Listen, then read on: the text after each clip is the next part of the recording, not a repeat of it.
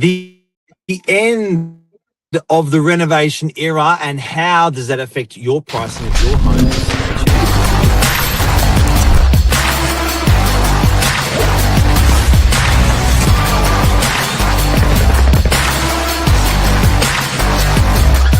I'm the ringleader, so listen up.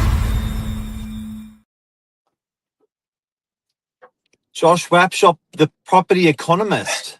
Novak, leader of the people. Top of the morning to you. Top of the morning. Interesting, very relevant topic this morning. The end of the renovation era. Yeah. It's the world's changed, guys and girls, and we wanted to share this with you, and we've seen it morphing probably over 12, 24, 36 months. And it's definitely changing. The people's habits towards what they want to do with properties is different. Tell us more, Josh. Tell us more. Yeah, definitely. So what I'm seeing, especially in the unit market, is traditionally, or call it 6 months even prior, there was a lot of people would look out for those types of units that needed a little bit of work. Their idea was that they could pick it up a little bit cheaper, do the works themselves, maybe create a bit of equity, or maybe create that uplift, and they move on to something else. And that segment in the market has completely changed. Right now, I'm seeing the better results, or properties that are achieving higher prices, are the ones that actually have a finished product turnkey. A lot of the buyers out there, especially the ones with larger budgets, so these are your downsizers, they don't want to go through the hassle of trades, moving from their house to a unit with strata, and having to book your your renovations through the strata committee. So massive difference I'm seeing in terms of what people are willing to spend for unrenovated versus renovated. So definitely a big change there, and something that like I said, it's been relevant over multiple suburbs across the northern beaches in property that I've seen, and I have seen some really big sales in and amongst the lower shore here, DY, Freshie, for those properties that have had recent renovations. Two bedders of over 1.6 million. It's insane. And I guess if you're a mere mortal, I don't know, like people that have the capacity or have handled a big renovation, maybe like 1 out of 10 people, 1 out of, 2 out of 10 people in the last 10 years, right? People that have done something big like that. But for us mere mortals, like the undertaking to understand the layers of compliance, work, time, and cost that are going into these renovations are staggering. I remember a quote from a large developer on the Northern Beaches last month. Mr. Tuma was saying to me, he goes, Mark, when I was building 80, 90 units, I do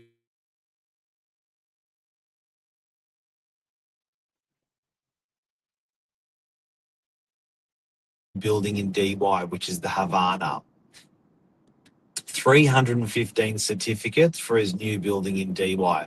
20 years ago, 15 years ago, guess how many certificates he needed for the same size building? Nowhere near as much. 15. Wow. He had Water Board, he had Energy Australia, he had fire. So the level of compliance for him has gone up. What's that? That's not 10x. Like that's 20-fold. right. So it's just like the level of compliance now for us mere mortals that need to renovating a property, even if you're just renovating a basic 1-bedroom unit and going through strata, the certification process of the things that you need is just unbelievable. So the trend now is you buy it renovated and you buy it done and you just focus on the mortgage. And we're seeing that more and more and more, where before, as an agent, I'd see people sometimes pay more for the unrenovated version than the renovated version because they just wanted to do it themselves and add their own value. Yeah, definitely. And I think something else to add in as well, and what I've been speaking with either owners that are preparing their property, is that finding a good trade. You know, I've had owners that have gone out to several local businesses, and you don't even get a quote back. It seems that they're quite busy out there at the moment. So I think finding just a good, good reliable trade, that's added something to the pot filling in terms of why people are going towards these finished products. And then that's that conception of cost as well. I mean, if you are going for those nicer finishes, I know we had a beautiful apartment in Oaks Avenue that we sold, and the owners there went and did a laundry, a bathroom, and a kitchen. They spent $125,000. These aren't big kitchens, big bathrooms, or big laundries. So you purchase the two better at 1.5. You go and spend 200 on it if you're going to go and change the flooring, your lights, get rid of the popcorn ceiling. So you're sitting at about 1.7, 1.8 for a two-bedroom apartment in DY after your capital investment as well. So there's that aspect. It all sort of makes sense when you take a step back and look at the big picture. And yeah, it's just something I've really seen lately that I wanted to highlight because as we're in an area of at the moment, sort of on that 1,000 mark for properties available on sale, you really need to position your property correctly and really feed it to the market for what the market's asking for. Because you'll need to stand out amongst that competition there. So I really think it's an important point I've picked up, and the downsizes are out there. I would dare say that any nice apartment, probably 80% of the people coming through are downsizers, and they're either on the market, already sold, or about to settle. They're the majority of my conversations at the moment with buyers ready to make a move. Not too worried about the climate. It's a necessity. They need somewhere to live. And that's probably been the biggest box to tick on their list is something where, they've done all the work in the house, they've cleared it out, kids are out, they've gone through that big sort of point at your life where you leave the family home. You probably want to, leave that behind you and come somewhere where you can move straight in, relax, feel good, you're doing less maintenance, etc. So that's definitely a point in the market. And if you're looking to cater your property to the best buyers in the market, that would be these buyers, and that's what they're asking for. And those costs you mentioned, just like we're talking basic stuff here, guys, like we haven't even spoken about the outside of a house or roofs or extensions or anything like that. But, if you just look at that basic cost of a new kitchen and a new bathroom with all the compliance inside these apartments these days, that's a big cost, that kitchen cost and that bathroom cost. Second story extensions, they're just massive costs. So we are seeing now, if you've just tuned in, we're talking about renovations, the era of the renovations coming to end. We're seeing an original property being penalised more because people don't want to renovate. We're seeing a renovated property people paying more for. So there's a little bit of a gap being formed. That gap's still not enough for people to come in and renovate and profit and sell, believe it or not, because of that cost of doing all that work. I really do think that someone who's in trades has a huge benefit to renovating properties where they've got friends that are electricians or plumbers, or they've got that suite of trades that are buddies of theirs, that they can do work for them, and that they and their friends can do work for them. I think trades have got a really, really good edge to getting into doing renovations at the moment of their own properties. 100%, Mark. And there's always a flip side, guys.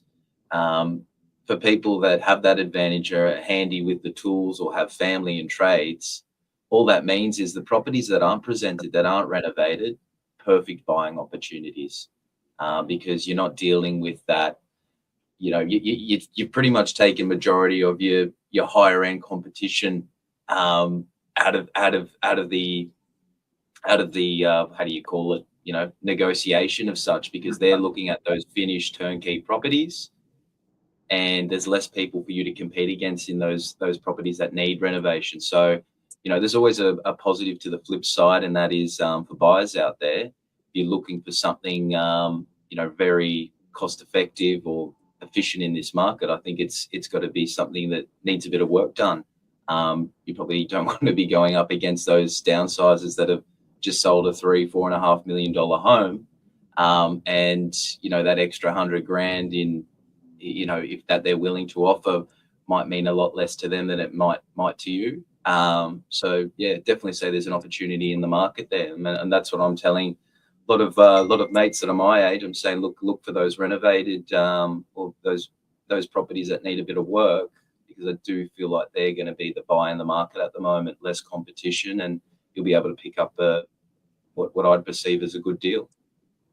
And also, I think people that have access to money at the moment, borrowing money is hard work, guys. And I think whether you're lending money or whether you got access to money because you're a retiree, the types of people that have access to that money at the moment that are making the purchases, those types of people are not renovators.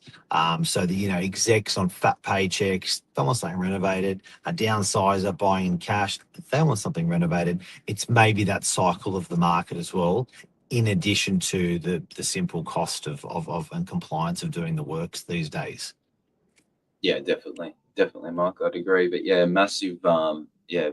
Really, in the last 2 to 4 weeks, I've seen that charge even further in regards to that sort of need for these buyers and what they're wanting. So I think it was good to get it out there to either sellers that are looking to sell and what they need to do, and buyers what to look out for, and what's happening in the current market. Very interesting stuff.